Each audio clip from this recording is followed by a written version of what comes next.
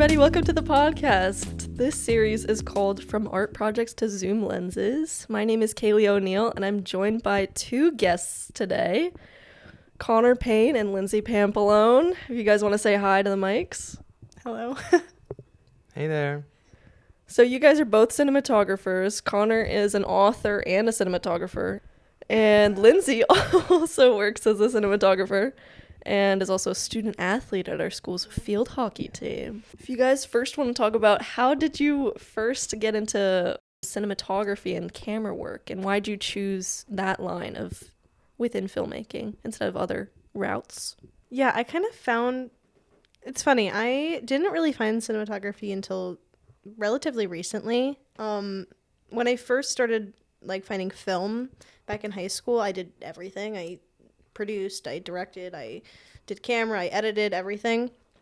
And when I got to FDU, I was a directing concentration until I think it was spring of my freshman year. I switched to cinematography just because I wanted something a little more direct. I thought directing was very broad, and I kind of just always found myself gravitating more towards camera. And I like how on set I feel like camera is very much in the middle of everything, and I kind of liked that. I don't know, I kind of like getting up close to everything and seeing every different avenue of filmmaking, and I feel like camera, you're just square in the middle, which I enjoy.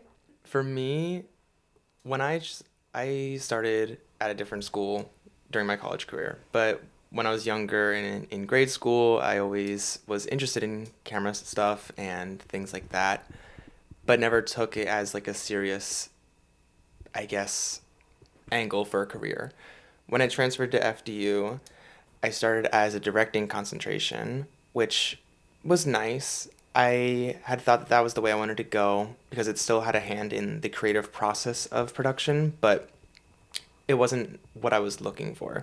So at the beginning of my junior year, which was my sophomore year of FDU, I had changed concentrations to be cinematography, and I don't think I would have wanted it any other way. I love working with the cameras, and yeah, I don't know. It's we switched at the same time almost. We almost at the same time, yeah. Mm-hmm. And I don't know.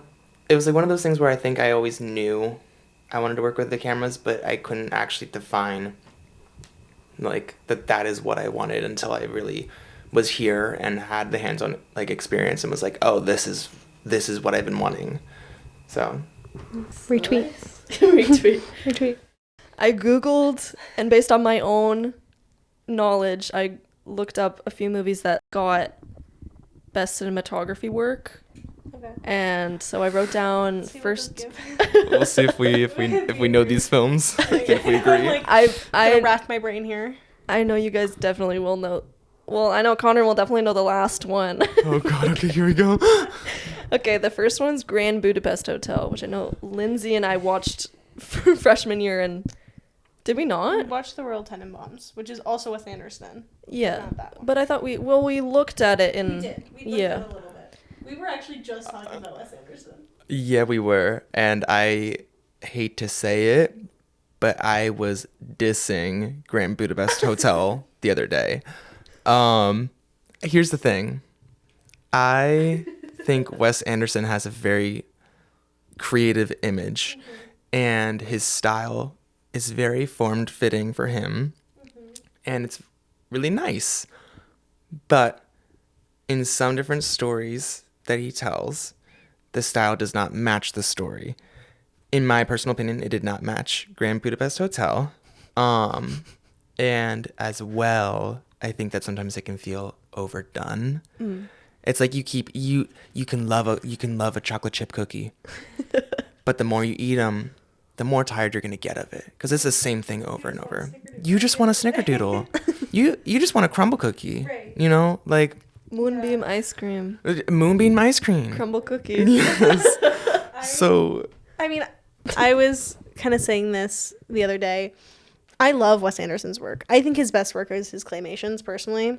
Yes. But I love his work. I just think that he does have such a specific style, which is like nice. It's pretty to look at, but it's also like cinematography is also a different language of telling the same story. How I kind of see it, like you tell the story through the camera work. That's why we study it. That's why it's hard to do. It's you kind of reinvent the story in your own way. And with his work, it's so like exact and like every shot's going to be even and it's going to look like this and it's like what's going to happen going into it because it's the same story that he did 2 movies ago. And I think his screenwriting is great. I think that and that's not like a diss to the cinematographer, but like it's easy to kind of see. Maybe that's also just through like my lens of like studying cinematography. Like I look at that shot and I'm like, okay, I know what's coming next because he does it so often. Yeah, I guess. I mean, I'm a very It's pretty though. Yeah, personally, I'm a very big fan of Wes Anderson movies. That's also why I kind of put this on here. Yeah. Just because I think like his art style is so comforting. It like feels like a storybook. But I get what you mean. Like he does use like the same techniques like every single time. But it works for him. It's pretty. Yeah. I mean, people love his movies. I just think that like great. Like right. No diss towards him or anything. I think that all his films look amazing. It's just for my own like sake, I just couldn't get down with some of them because of the fact that his style is so exact sometimes. Well, I think putting it as like a storybook is a very good way to put it. It looks like a book, but it's not a book, it's a movie. Yeah. Like that's the thing. Like kind of break that up a little bit. Because I think within Grand Budapest, I think why they put that on Google was because like he uses a lot of like dolly and like tracking in that movie. And I feel like that was very well coordinated just because they were able to like do like very long shots with conversations like moving down. But he also uses a lot of whip pans, which I think is like kind of difficult, at least. I do also want to say when I had watched Grand Budapest, I do think it was very visually impressive, like the shots that he did. And I just remember like getting to the end of the movie and being like, this is what I just spent 2 hours watching. I mean, to be fair, Grand Budapest is not my favorite of his films. I think I've heard that that's like his least strong. That's like his weakest film. I don't know. Is what I've heard. I do want to see some more of his like claymation work. Yeah, the stop motion. Yeah, like because Fantastic Mr. Fox is like my all-time one of my favorite movies I want to ever. see Isle of Dogs. That one's so good too.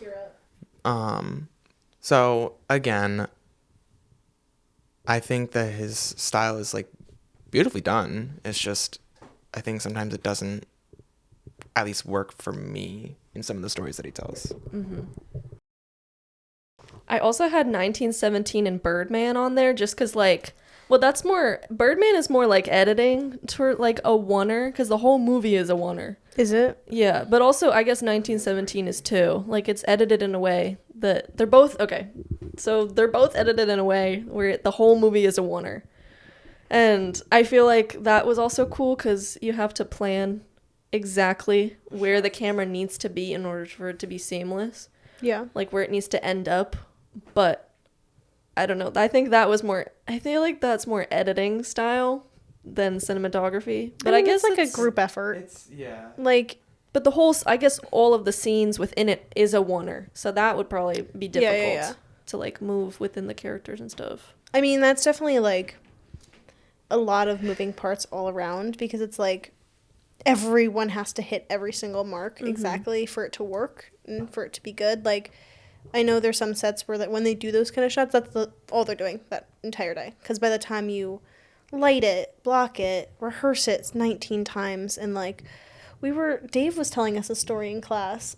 I don't know if it was the one that you were there for, but they literally like all day. I don't remember the director either, but he was telling us a story about like how on set they were like, are we rolling yet? Or rolling yet? They didn't start rolling until like an hour after lunch, but then they literally shot 20 minutes of the movie because they planned it out so good. Oh, what was it called? It was a black and white film from the 50s. It was right after noir, and it was where they had basically ended up setting up and practicing all the way up until 2 p.m. And they hadn't done a single page, and their goal was to only do 3 pages. and they ended up getting 7 pages done by just doing a single one shot, going all the way through this Who was it? In apartment. Film 3? We talked about this in No. film. Lighting or something. Wasn't it Orson Welles? It was Orson Welles. I think we talked about it in Film 3 at one point too, but Dave had also brought it up again at one Yeah, point. that's like from That- a producing standpoint, that's like like that was fire. that's like no, it's like a. That's fire. It would probably be a nightmare, like if you weren't aware of that. That's what they were doing. Well, 'cause that wasn't the plan. And we're like, why aren't we shooting? Like, Right. Yeah. Because they were only doing 3 hours. 3 pages. But the fact that they were able to go from 3 to 7 pages in one day, only like half a Let day alone with in one. like 5 hours worth of time. Yeah, that's actually It's insane. ridiculous. Honestly, that's the goal. I just watched the new F1 movie. Haven't seen it. It's pretty good. So they had it was like a drone shot where it was like the landscape, and then they swooped in, and then all of a sudden the car comes down the road, and they meet it at the car and get really close to the driver and follow him down the road. And it That's becomes so it goes cool. from establishing to like tracking by the car, like as like a medium. I love It those was types of super shots cool. where, like, because I think a lot of people, like, just assume that establishing should stay establishing and tracking should be just a tracking. But I love when, cinematographers will, I guess, quote unquote, go against the grain and decide to mix a whole bunch of different shots. Get creative. Okay, so the last movie I have on here is Arrival. Hey. So, for those of you that don't know, my one and only tattoo I have is, in fact, of the heptapod language. I'm kicking my feet right now. I love Arrival. I think I always mispronounce his name. Jeremy Renner. No. The director. The director. He also did the remakes of Dune. Oh. Yes. Oh, okay. So he's got something on his He's belt. see that to me, he's kind of like, oh, like you're Wes Anderson. Because to me, he has kind of a similar style format that he likes. He's just not so like pinpoint accuracy with it. Yeah. But he loves grandness.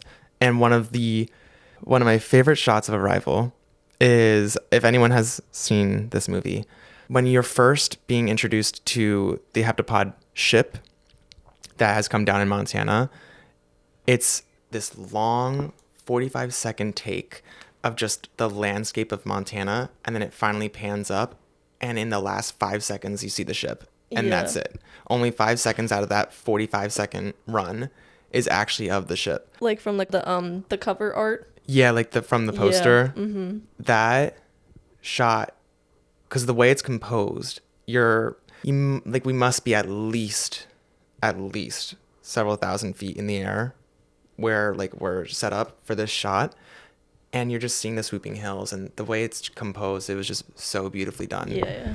That movie is awesome. I love it so much. It's honestly, in my personal opinion, one of the best movies in the last 20 years. Easily. The twist is actually so well done. So beautifully done.